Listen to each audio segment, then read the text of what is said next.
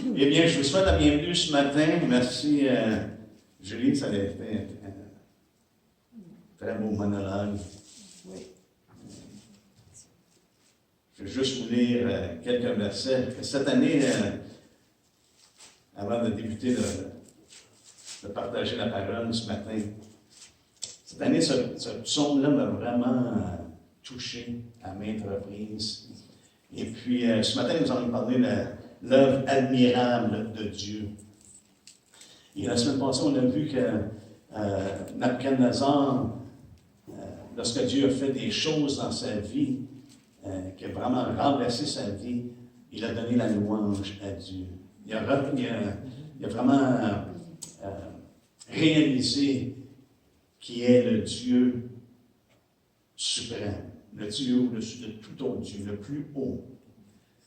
Et puis, dans le psaume 145, je pense que c'est une bonne introduction pour ce que j'aimerais partager ce matin. Ça nous dit, louange de David, je t'exalterai, ô mon Dieu, mon roi. Et je bénirai ton nom à toujours et à perpétuité. Chaque jour, je te bénirai et je célébrerai ton nom à toujours et à perpétuité. L'Éternel est grand et très digne de louange, et sa grandeur est insondable. Que chaque génération célèbre tes œuvres et publie tes hauts faits.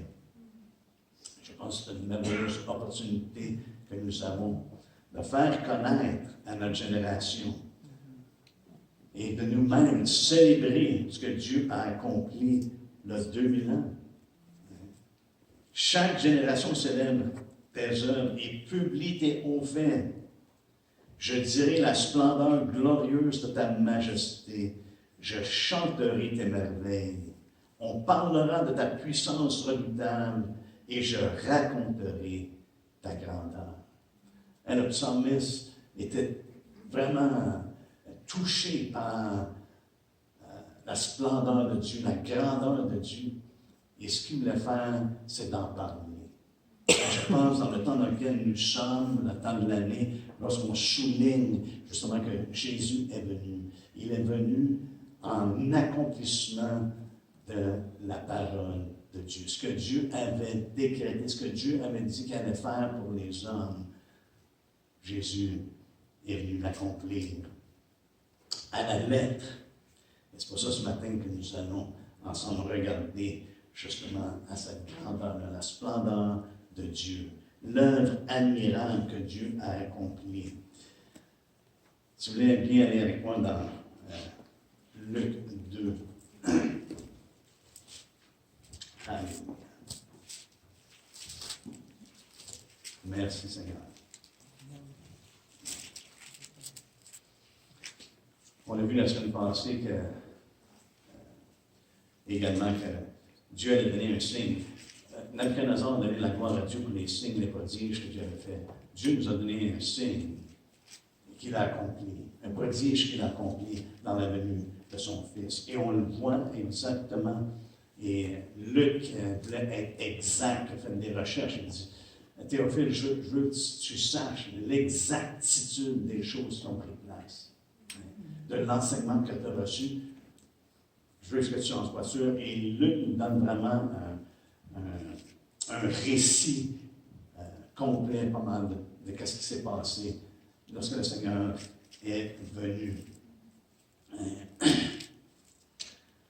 Et on voit à travers ce récit-là de ce que le Seigneur a fait, la grandeur du Dieu suprême.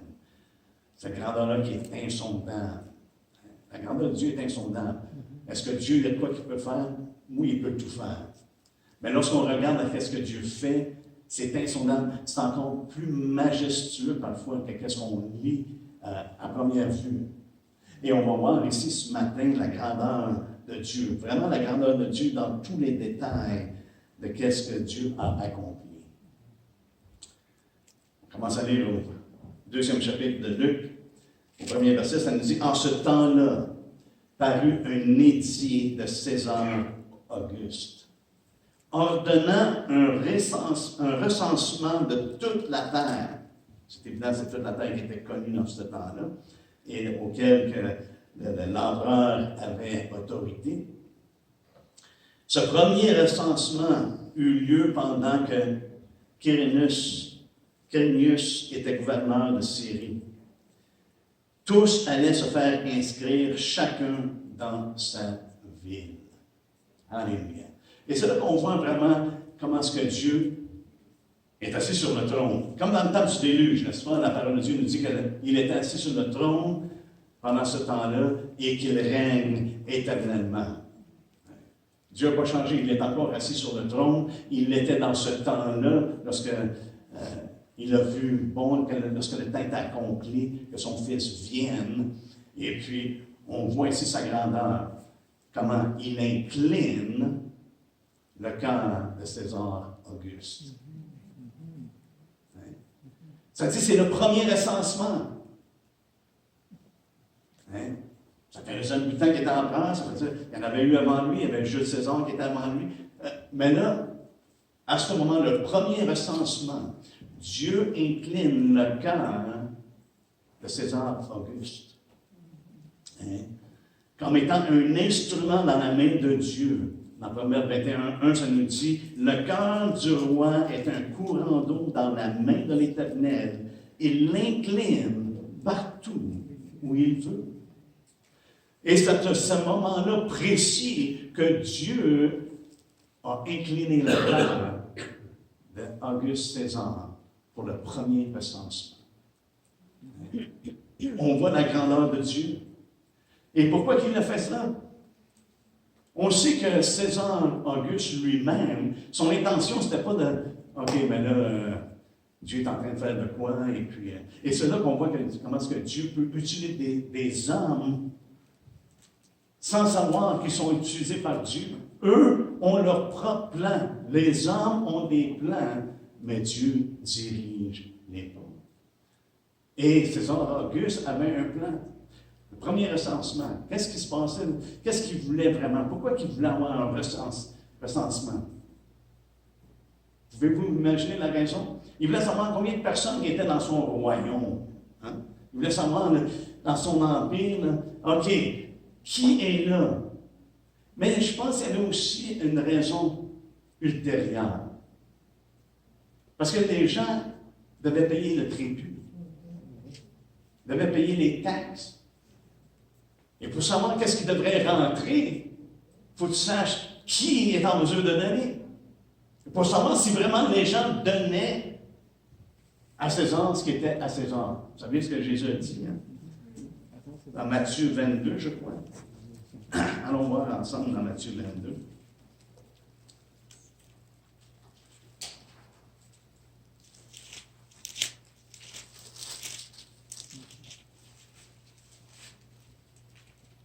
Lorsqu'il fut posé une question, ça nous dit, il y a des gens qui venaient le voir, au verset 17, « Dis-nous donc ce qu'ils t'enseignent, parlant de Jésus dans Matthieu 22. Est-il permis ou non de payer le tribut à César? » Jésus, connaissant leur méchanceté, répondit, « Pourquoi me tentez-vous, hypocrite? Montrez-moi la monnaie avec laquelle on paie le tribut. » Et il lui présentait à quoi? Un denier. On sait ce qu'un denier représente, n'est-ce pas? C'est une journée de travail. Une journée moyenne de travail dans ce temps-là. Et il dit, montrez-moi. Et il lui présentèrent un denier. Il leur demanda, de qui porte-t-il l'effigie et l'inscription de César? Lui répondit-il. Alors il leur dit, rendez donc à César ce qui est à César et à Dieu ce qui est à Dieu. Étonnés de ce qu'ils entendaient, ils le quittèrent et s'en allèrent. Mais ici, on voit, César, je crois, avait un motif. La raison pour laquelle il va avoir un recensement, pour savoir si les gens donnaient vraiment leur tribut. Un denier par personne. Et en sachant combien de personnes qu'il y avait qui étaient en mesure de le donner, mais il pouvait savoir si les gens allaient. Ça, c'est ma propre, on pourrait dire, ma propre opinion. Mais j'ai l'impression que c'était ça parce que César n'était pas poussé par le désir de vouloir accomplir la volonté de Dieu. Mais Dieu l'a incliné et a dirigé ses pas justement à ce moment-là. Lui, c'était un motif qui était plutôt personnel, plutôt peut-être un motif avant, de vouloir s'assurer que tout l'argent rentre. Mais Dieu avait un autre motif. Dieu avait un autre plan. Il avait un plan, son plan, qu'il mettait en marche. Et son but était de faire sortir Joseph et Marie de Nazareth et de les emmener à Bethléem. Malgré qu'il y avait eu cette révélation-là, que Marie allait porter le Fils de Dieu, qu'elle allait enfanter le Fils de Dieu, je ne sais pas si d'eux-mêmes avaient pensé, mais il faut aller à Bethléem, parce que la parole de Dieu nous dit que c'est à Bethléem que ça va se passer. Mais Dieu s'est assuré, n'est-ce pas? Il dirige les pas. Il s'est assuré que César Auguste demande et ordonne plutôt le premier recensement. Et à travers ça, Dieu amène Joseph et Marie à Bethléem. Hein? Si on voit sa grandeur, comment est-ce qu'il est au-dessus? Il est assis sur le trône. Hein?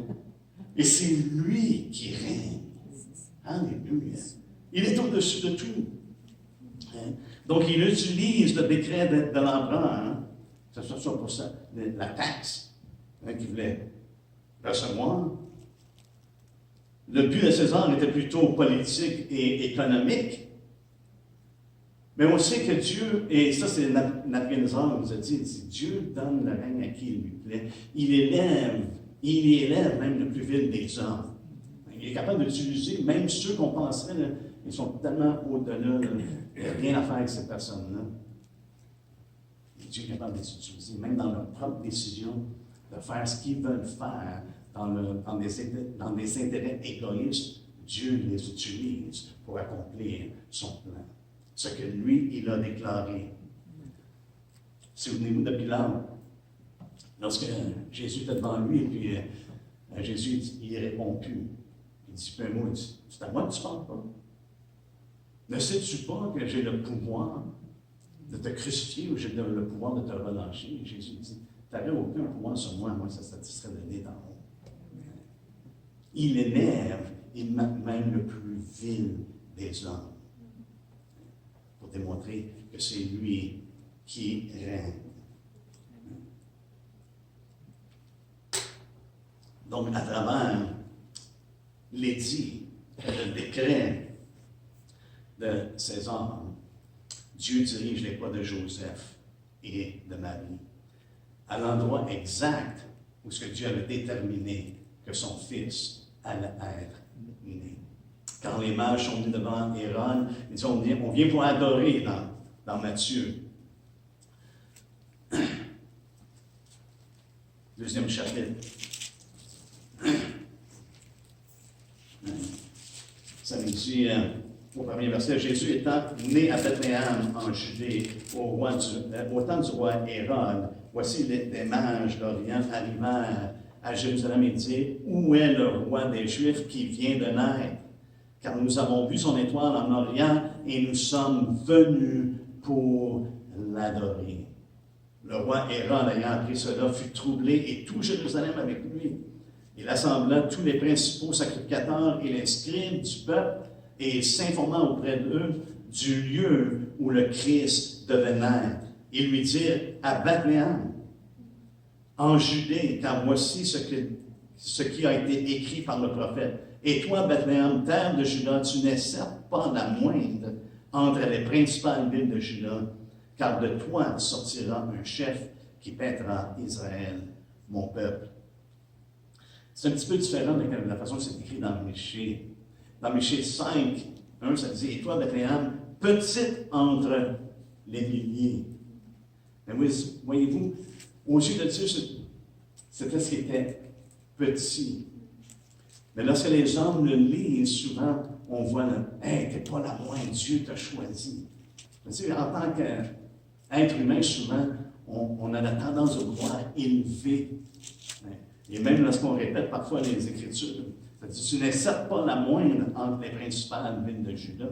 Et pourtant, Michée, ce qu'avait dit, et toi, Bethléem, Ephrata, petite entre les milliers de Juda. Je trouve ça intéressant. Ça ne faussit pas la parole de Dieu. Mais c'est juste, ça nous donne, des fois, comment est-ce qu'on lit les Écritures, on peut avoir une vision des choses. Et Dieu, il est correct avec ça parce que ça l'accomplit toutefois ce qu'il a décrété, ce qu'il a ordonné.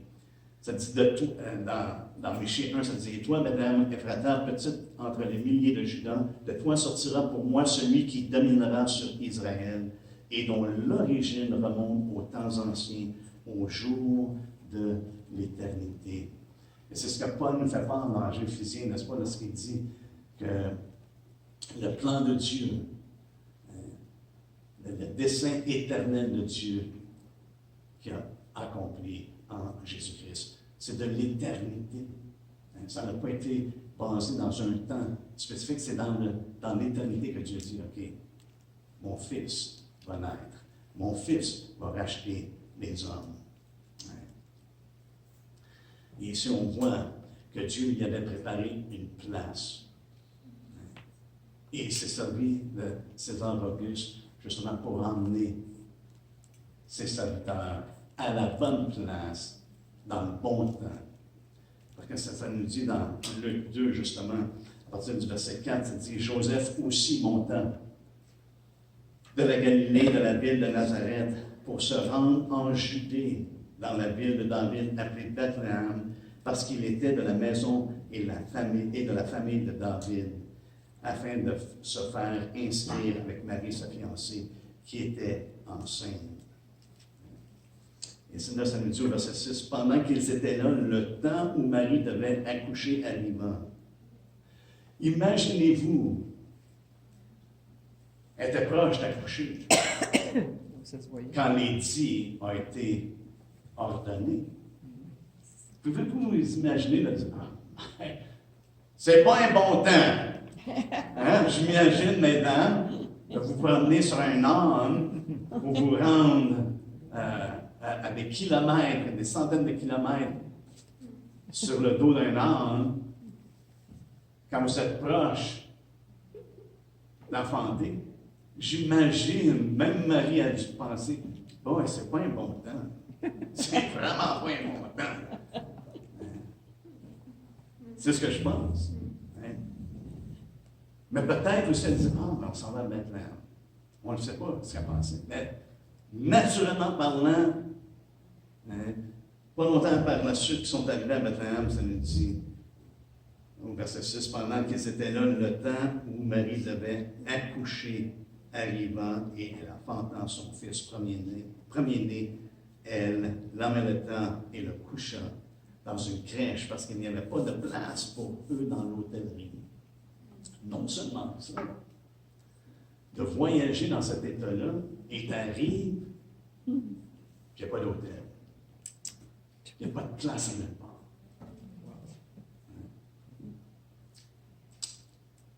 C'est là, je crois,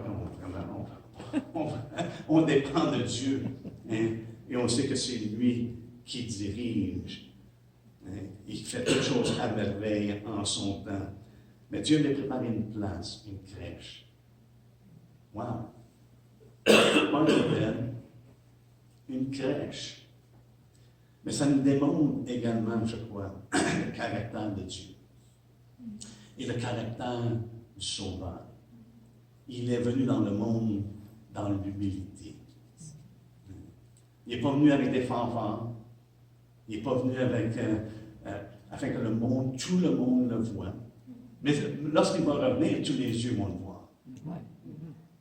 Mais quand il est premièrement venu, il est venu comme un agneau. Il est venu dans l'humilité. Et du point de départ, il est entré dans ce monde, dans l'humilité, dans une crèche.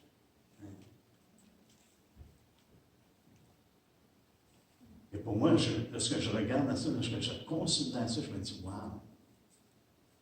Le Créateur du ciel et de la terre, le Dieu souverain, le Dieu élevé, s'humilie au point de venir dans ce monde, dans une crèche. Il aurait pu choisir 5 étoiles. Hein? Non. Il vit dans cette humilité-là. Et pour ma part, c'est quel signe, quel prodige que Dieu a accompli.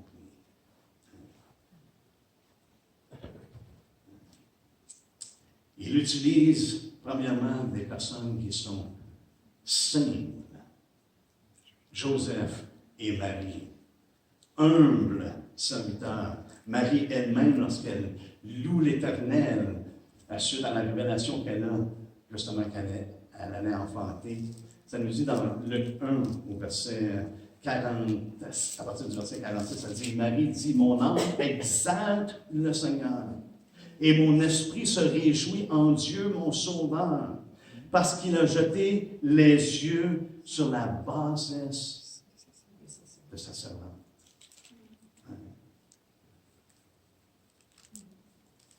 Marie est une femme, une jeune femme, humble de cœur. Elle savait que ces choses-là allaient se faire.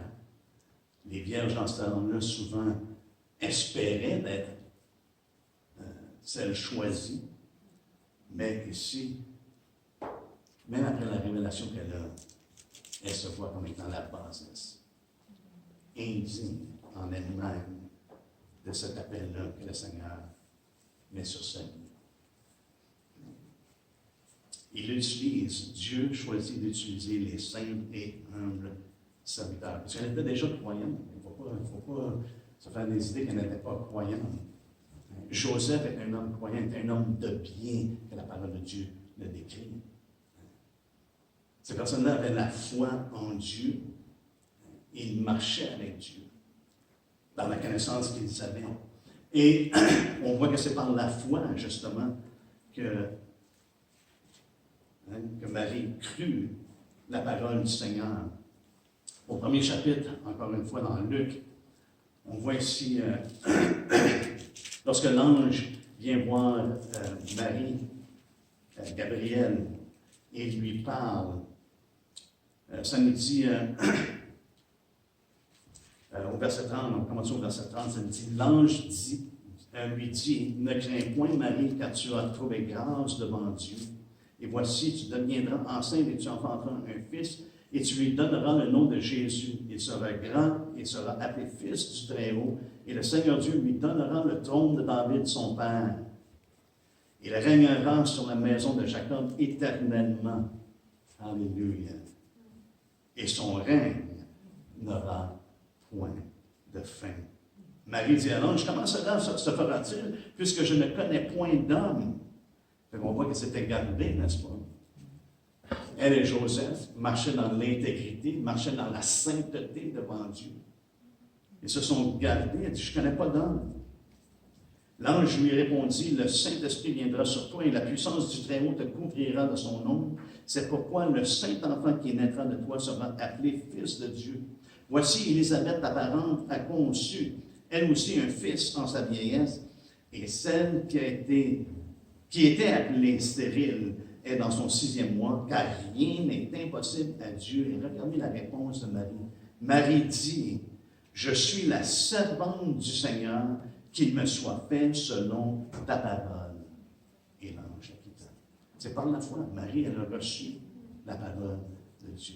Qu'est-ce que Dieu avait dit? Marie y a cru. Et même quand elle est allée voir sa tante, sa parente, elle-même, Élisabeth, reconnaît que Marie, par la foi, a cru. Ça nous dit au verset 45, heureuse celle qui a cru, parce que les choses qui lui ont été dites de la part du Seigneur auront leur accomplissement. Donc, Marie, par la foi, OK, tu dis, c'est comme ça va être, j'y crois. Hein? Que me soit fait selon ta parole, selon ce que tu m'as dit. Et pour nous, c'est la même chose, frères et sœurs. Est-ce que le Seigneur parle à travers sa parole, parle par son esprit? Que ce soit fait selon ta parole. Donc, on voit que Marie, par la foi, a cru à la parole du Seigneur. Et le Seigneur a accompli ce qu'il avait révélé. Également, on voit que c'est par la foi que Joseph a accepté le rôle de père et de gardien. On voit ça dans Matthieu 1. C'est par la foi. OK? On sait que ce que ça nous dit dans Matthieu 1, à partir du verset 18, ça dit: voici de quelle manière arriva la naissance de Jésus-Christ. Marie, sa mère, ayant été fiancée à Joseph, se trouvait enceinte par la vertu du Saint-Esprit avant qu'ils aient habité ensemble. Joseph, son époux, qui était un homme de bien et qui ne voulait pas la diffamer, se proposa de rompre secrètement avec elle. Parce que Joseph savait très bien. Il dit: c'est rien passé entre nous autres, elle est enceinte. Hein? Il y a de quoi là il y a de quoi qui s'est passé. Et ça a pris l'intervention de Dieu pour que Joseph vraiment réalise: OK, ce qui se passe, c'est de Dieu. C'est arrivé en songe. Ce que Dieu lui a dit, lui a fait comprendre. Ça nous dit au verset 20, parce qu'il pensait de rompre avec elle secrètement, n'est-ce pas? Ça nous dit au verset 20: comme il y pensait, voici un ange du Seigneur lui apparut en songe et dit: Joseph, fils de David, ne crains pas de prendre avec toi Marie, ta femme, car l'enfant qu'elle a conçu vient du Saint-Esprit. Elle enfantera un fils et tu lui donneras le nom de Jésus. C'est lui qui sauvera son peuple de ses péchés. Je ne sais pas si vous avez déjà eu des songes ou des rêves. Des fois, on se demande: ça vient-tu de Dieu ou ça ne vient pas de Dieu? Mais ici, l'ange lui parle. Et puis Joseph crut. Ça nous dit au verset 22: tout cela arriva afin que s'accomplisse ce que le Seigneur avait annoncé par le prophète: voici, la Vierge sera enceinte, elle enfantera un fils, et on lui donnera le nom d'Emmanuel, ce qui signifie Dieu avec nous. Joseph, s'étant réveillé, fit ce que l'ange du Seigneur lui avait ordonné, et il prit sa femme avec lui. Il a cru. Secrètement, il voulait la mettre de côté. Il ne voulait pas la diffamer, mais il voulait la mettre de côté.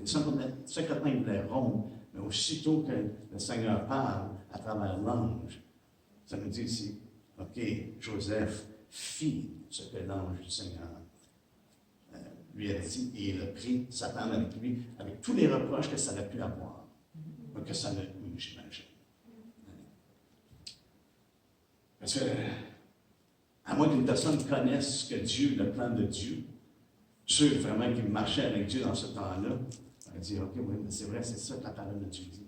Mais imaginez-vous que la majorité des gens n'ont pas cru. Parce que Jésus est venu sur la terre, la majorité des Juifs l'ont rejeté. Ça veut dire que la majorité des gens ne croyaient pas vraiment ce que ça disait les scribes et les pharisiens lorsqu'ils ont dit: ah, mais voici ce que ça dit la parole de Dieu. Est-ce qu'ils croyaient vraiment? Ils connaissaient la parole, mais est-ce qu'ils croyaient vraiment? Pourquoi? Parce qu'ils ne sont jamais allés voir. Ils n'ont jamais vérifié. Même ils disaient que Jésus de Nazareth. Voyons donc. Connaissez-vous pas les Écritures? Ça dit: c'est à Bethléem que tu es né et non pas à Nazareth. Il n'y a rien de bon qui sort de Nazareth. Ils ne sont jamais allés vérifier. Ils n'ont jamais cherché à connaître où Jésus était né. Mais Joseph a cru immédiatement. Et il a pris, malgré tout ce qui a pu se passer par la suite. Et il est devenu le père, on pourrait dire, le gardien du Seigneur. En élevant le Seigneur, mais également en écoutant ce que le Seigneur lui disait. Dans Matthieu 2, justement, on voit un autre épisode. Au verset 13, ça dit: lorsqu'ils furent partis, voici un ange du Seigneur, parce que là, il avait accompli. Non, excusez, on va aller plutôt au verset. Parce qu'il avait accompli au verset 10.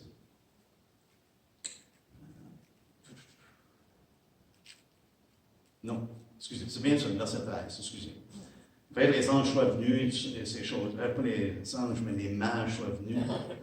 Lorsqu'ils furent partis les mages, voici un ange du Seigneur apparut en songe à Joseph et dit, « Lève-toi, prends le petit enfant et sa mère, fuis en Égypte et reste-y jusqu'à ce que je te parle. » Immédiatement, il a obéi, ça dit, car Hérode cherchera le petit enfant pour le faire périr. Joseph se leva, prit de nuit le petit enfant et sa mère et se retira en Égypte. Il y resta jusqu'à la mort d'Hérode. On voit ici que Joseph a obéi immédiatement. Et il a gardé, il a protégé, il est allé en Égypte. Je ne sais pas de déménager chez un cheveu sans sucre, comme on pourrait dire. Parce que ça dit dans la nuit, il y a un songe, dans la nuit, il prend le petit enfant et sa mère et il obéit. J'ai l'impression qu'ils ne vont pas partir avec grand-chose. Mais ils ne sont probablement pas venus avec grand-chose non plus quand ils sont allés à Bethléem. Et il est resté là, justement, jusqu'à la mort. Et ça nous dit au verset 19, quand Hérode fut mort, voici un ange du Seigneur apparut en songe à Joseph en Égypte. Il dit, lève-toi, prends le petit enfant. Donc c'est par la foi.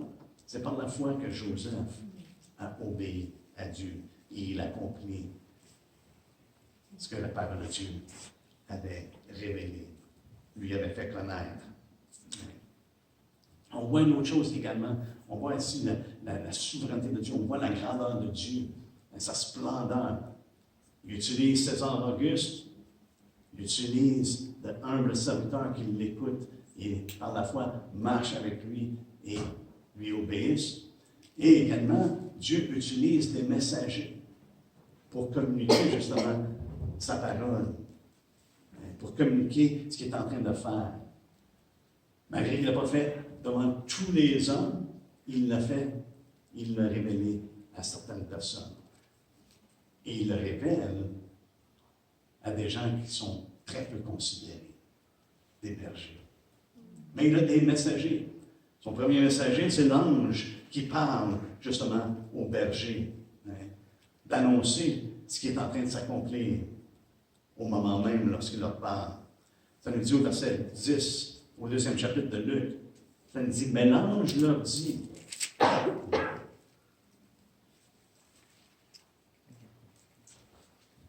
une bonne nouvelle qui sera pour tout le peuple, le sujet d'une grande joie. Ce n'était pour tout le peuple un sujet de grande joie, mais le peuple n'a pas reçu un sujet de grande joie. C'est aujourd'hui dans la ville de David, il vous est né un sauveur qui est le Christ, le Seigneur, et voici à quel signe vous le reconnaîtrez. Vous trouverez un enfant amouraté et couché dans une crèche. Donc, il leur dit exactement, OK, en ce moment, le Sauveur est né. Là, c'est le temps d'aller. Après ça, ils sont joints. Il y a d'autres messagers qui rentrent dans le portrait. Il y a l'ange qui parle et il y a ceux qui glorifient Dieu. Ça nous dit au verset 13, et soudain, il se joignit à l'ange une multitude de l'armée céleste. Une multitude. Pouvez-vous vous imaginer pour un instant? De voir non seulement qu'il y a un ange qui parle, qui dit ce qui est en train d'arriver, ce que Dieu avait déjà prévu et qu'il avait révélé, prophétisé que son fils allait naître à Bethléem. Mais de voir une multitude de l'armée céleste louant Dieu et disant « Gloire à Dieu dans les lieux très hauts. » Ils rendent gloire à Dieu. Pourquoi? Parce que le salut est de Dieu. C'est un sauveur qui l'envoie. Le salut est de Dieu. Regardez votre doigt-là, un nom dans Apocalypse. Apocalypse 7, on voit ici vraiment la splendeur glorieuse de Dieu. Dans Apocalypse 7, et nous avons commencé à lire à partir du verset 9. Ça nous dit, après cela, je regardais, et voici, il y avait une grande foule que personne ne pouvait compter, de toute nation, de toute tribu, de tout peuple et de toute langue. Ils se tenaient devant le trône et devant l'agneau, revêtus de robes blanches et des palmes dans leurs mains. Et ils criaient d'une voix forte en disant, « Le salut est à notre Dieu, qui est assis sur le trône et à l'agneau. » Et tous les anges se tenaient autour du trône des vieillards et des quatre êtres vivants. Ils se prosternèrent sur leur face devant le trône et ils adorèrent Dieu en disant « Amen ». La louange, la gloire, la sagesse, l'action de grâce, l'honneur, la puissance et la force soient à notre Dieu au siècle des siècles. Amen. Amen. Voyez-vous, tout le monde, tous les anges de l'armée céleste se mettent à louer Dieu. Parce que le salut est à notre Dieu, qui est assis sur le trône et à l'agneau. Et aussi, on a un aperçu, lorsqu'ils sont venus révéler justement l'accomplissement de la promesse. On a un aperçu qu'il y a une multitude de l'armée céleste. C'est comme si c'est une multitude, mais c'était même pas toute l'armée céleste. On ne le sait pas. Mais ce qu'on voit dans l'Apocalypse, c'est qu'il y a toute une multitude qui est présente, qui loue Dieu. Hein? Il rend gloire à Dieu dans les lieux très hauts. Et paix sur la terre parmi les hommes qui l'agréent. Hein? Dans les cieux, c'est la gloire de Dieu qui est manifestée, qui est honorée, qui est louée. Sur la terre, c'est la paix que Dieu donne à ceux qui l'agréent. Et qui sont ceux qui l'agréent? Hein, la parole de Dieu est claire. Ce sont ceux qui ont la foi. L'homme ne peut donner rien pour le salut de son âme. C'est ce qu'il reçoit par la foi au nom du Fils de Dieu, par la venue de son Fils. Alléluia. Hein? On ne peut pas se sauver, on ne peut pas se racheter. Hein? On n'a pas assez d'argent pour pouvoir racheter notre âme. Mais Dieu a fait en sorte que ce soit par la foi. Alléluia. Et le troisième groupe de messagers, c'est les bergers. On a le premier qui est l'ange, qui déclare ce que Dieu est en train d'accomplir. On a ceux qui se joignent à lui pour glorifier Dieu et annoncer la paix sur la terre pour ceux que Dieu agrée. Hein? Et il y a des bergers également qui se mettent à témoigner. Si on continue à lire, ça nous dit au verset 15, lorsque les anges les eurent quittés pour retourner au ciel, les bergers se dirent les uns aux autres, allons jusqu'à Bethléem. En attendant, lorsqu'on a entendu ce que l'ange et puis la multitude de l'armée céleste disaient, ils ont dit, hey, ils ont cru. Ils ont cru. Et en croyant, ils ont dit quoi? On va aller voir. Allons-y. Et ça nous dit même, allons jusqu'à Bethléem et voyons ce qui est arrivé, ce que le Seigneur nous a fait connaître. Ils y allèrent en arbre. Hein? C'est comme si, hey, il faut se dépêcher. On va aller voir ce que Dieu nous a révélé, ce que Dieu nous a montré. En attendant, ils ont cru, parce que la foi vient de ce quoi? Elle vient de ce qu'on entend. Ce qu'on entend vient de la parole de Dieu. Ils ont cru. En croyant, ils sont allés en arbre. Et en allant, c'est là qu'ils ont vu ce que Dieu leur avait révélé. Ça nous dit ici, au verset 16, ils y allèrent en arbre et ils trouvèrent Marie et Joseph et le petit enfant couché dans la crèche, après l'avoir vu. C'était ça le signe. Juste auparavant, l'ange avait dit, voici à quel signe vous le reconnaîtrez. Vous trouverez un enfant aménoté et couché dans une crèche. Exactement ce que l'ange avait dit, c'est exactement ce qu'ils ont vu. Ils sont allés par la foi. En croyant, ils sont allés en ordre. Et en y allant, c'est là qu'ils ont vu. Et en voyant, c'est là qu'ils se sont mis à partager.